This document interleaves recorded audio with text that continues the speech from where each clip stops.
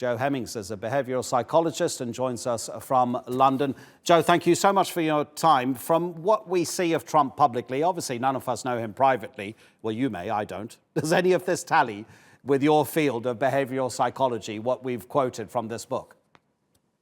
Yes. Well, what you've got are two things going on. So firstly, you've got Trump is 73 now. There will be some cognitive decline. He may have some mild cognitive impairment, but he's always been a man who doesn't tell the truth. I think there was a fact-checking organization that within 6 months of his presidency actually said of all the politicians they have ever studied in the States, they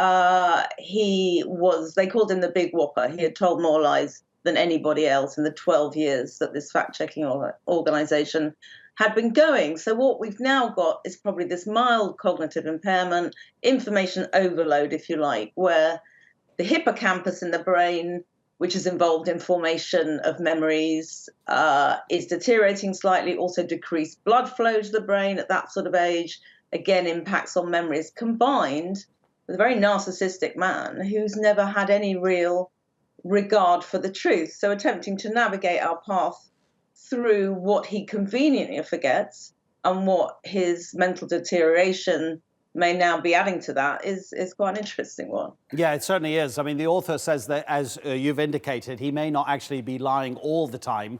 For example, a few months ago when he talked about a Category 5 storm, he said he'd never heard of a Category 5 storm. And the author says 4 times before he was briefed about Category 5 storms, I should say. But anyway, the point is, he said he'd never heard of it. What about his pattern of speech, Joe? The way he repeats phrases, the way he repeats words, the way he pauses.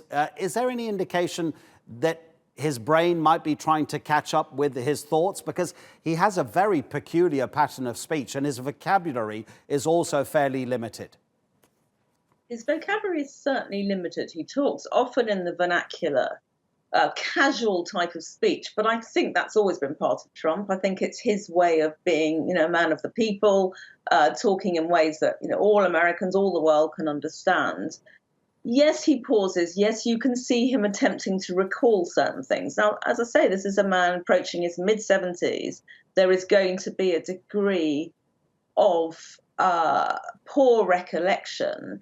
It's not dementia. I mean, dementia is something very different, where he would be forgetting everyday tasks or losing his keys or being disoriented or, forgetting to pay his bills or whatever. It's not that, but it's certainly mild cognitive impairment that he has, and that's unlikely to get much better. I mean, of all the people in the world, he has the most extraordinary level of information to process.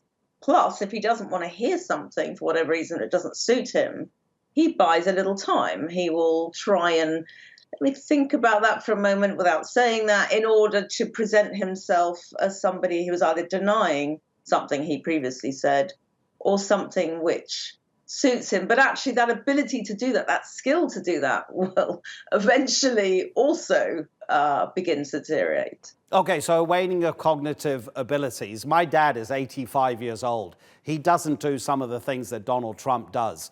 When Donald Trump was walking down the steps of Air Force One, his presidential limousine was right in front of him, and he literally walked about 12 yards, 15 yards away from it before his aide said, "Mr. President, that's your car." And then at the G20 summit in Argentina a few months ago, he was going onto the stage to shake hands with the President Mauricio Macri, and he was supposed to stand there for a group photograph. He just walked off the stage, and someone literally went running after him and saying, "Look, you're supposed to come back here." That's not assimilating difficult information, Joe. These are basic things. No, that is actually disorientation. I mean, that disorientation may be that pre-cognitive impairment, early stages of dementia. And the problem is it's very difficult to tell with him, because also people who have dementia have poor judgment, repeat themselves, behave in socially inappropriate ways. Well, Trump's always done that and continues to do it. But yeah, certainly if he's beginning to have that slight sense of disorientation within his immediate environment, that could be of some concern to his cognitive decline. Joe, you've been very fair. Thank you so much indeed. Joe Hemmings speaking to us from London.